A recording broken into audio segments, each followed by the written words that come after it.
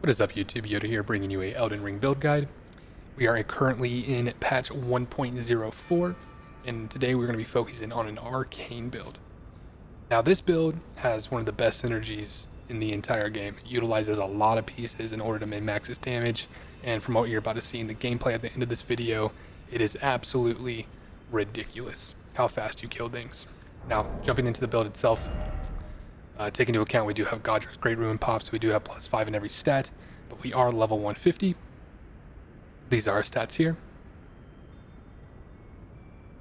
Jumping into what we're actually using, we are using 2 Scavenger's Occult Curve Swords. Both of them have seppuku on it, and if you don't know, making your weapon occult gives you arcane scaling. As you can see, arcane is 65 over here, so it is our primary damage stat. So very important to do that for both of the weapons. For our seal, we're using the Dragon Communion seal. You can really use whatever seal you want. We're pretty much just using it to put a self buff on ourselves, but in terms of just, that min-max, because we do have Swarm of Flies, but we rarely use it, but just for the min-max, we're using that, but feel free to use whatever seal you want to. Now, as for our armor, this is where we get into the nitty-gritty of it. We are using the White Mask. Now, the White Mask is going to give you a 10% AP for 20 seconds whenever there's blood loss in your vicinity. Now, with Lord of Blood's Exaltation, blood loss in vicinity increases attack power. Now this is going to give you a 20% AP for 20 seconds. So very good synergy here. These stack, no surprise there, but the nice thing is that whenever you use seppuku on yourself, guess what? It procs both of these. So going into a fight, you already have these ticking, it's perfect. Now, going over here, we have Raptor's Black Feathers. Now, this is going to enhance your jump attacks. Now, I apologize, I don't know how much damage it exactly enhances it, but just know that it does enhance it. Now, Claw Talisman is also going to enhance your jump attacks, and these 2 stack. So very, very important to rock these.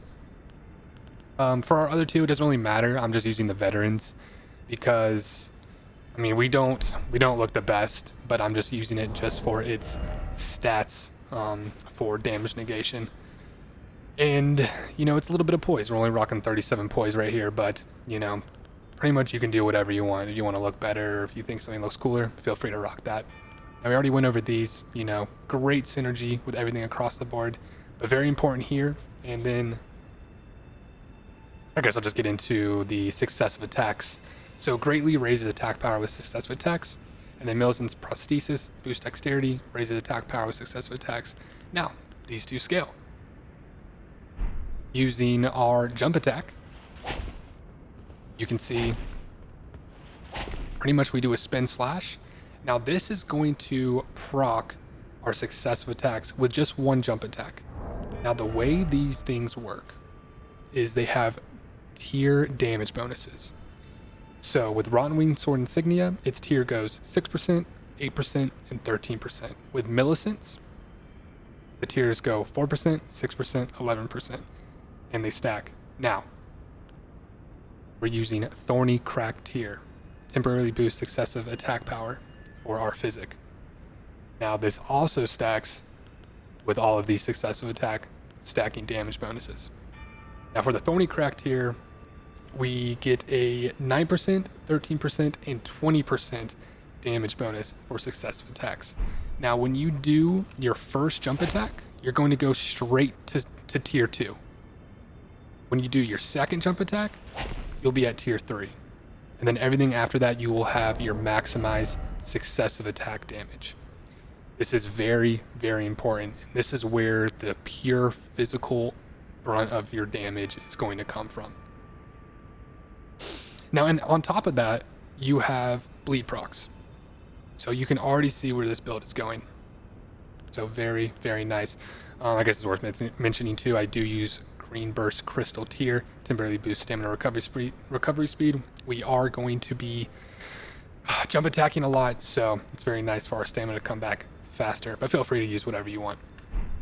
Real quick, I want to mention the weapon alternative I would suggest if you don't want to use the curved swords. Twin blades are amazing for this build. They're a little bit better in regards to reach with a curved sword. The curved sword has a pretty limited range. The twin blades are a lot more forgiving. Now with both of these, you do pretty much have to be stacked on the target itself, but depending on the hitbox, curve swords can be a little wonky just because they have a little bit of a shorter blade. So take that into account. Using twin blades is amazing. You can get a regular twin blade pretty much in Limgrave as soon as you start, and then Godskin Peeler you get pretty much at mid game by the time you go to Altus Plateau.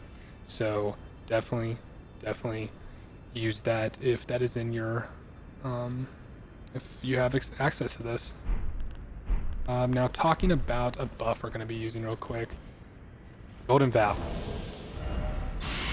Golden Vow is going to increase our AP. As you see, our AP shot up from 508 to 584. And it's also going to increase our damage negation, which is very nice. So it's a great defensive buff we put in ourselves and great for AP.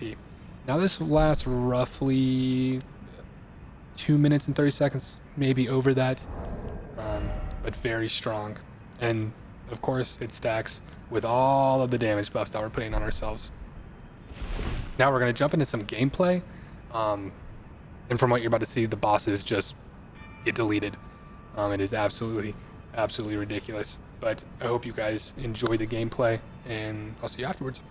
Sorry guys, real quick, but the gameplay that you're about to see, I am in New Game Plus Plus, and this is a level 150 build, so please take that into account.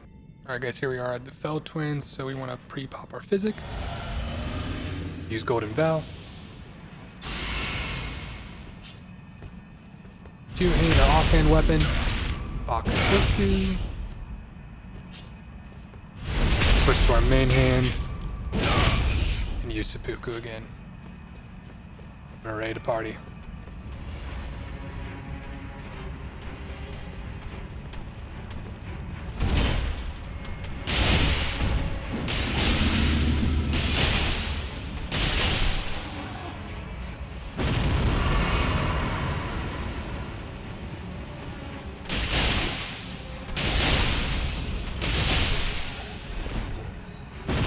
And as you can see, the burst is absolutely ridiculous.